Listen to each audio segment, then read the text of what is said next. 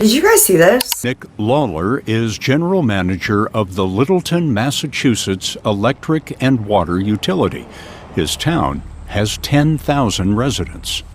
Can you think of any reason that China would target your little community?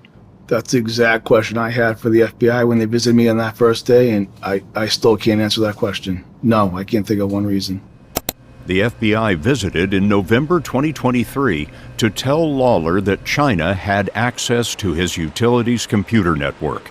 He says the feds told him he was one of 200. How much of all of this is controlled remotely by computer? All of it. In his water treatment plant, Lawler showed us tanks of dangerous chemicals that are precisely controlled to deliver clean water.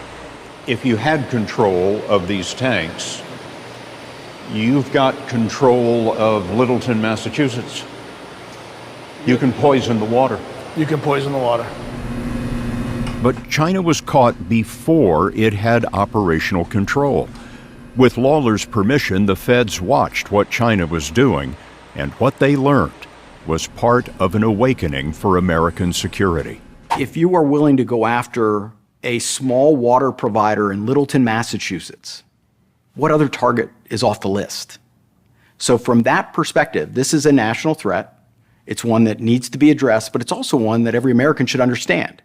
Because if they're willing to go after that small provider that doesn't have a national security connection, that means every target is on the list. Chinese hackers own Littleton, Massachusetts water and power systems for over a year. They could have poisoned the water or cut the electric at any time. They literally had control to over 15,000 people's supply. What was their goal? Sabotage prep. Small towns in America aren't easy targets. They have weak cyber defenses. 80% of US utilities were hit last year. The FBI stopped this, but it took them a while to realize what was going on. And any of our towns could be next. It's really time to start implementing some better cyber defenses, wouldn't you say?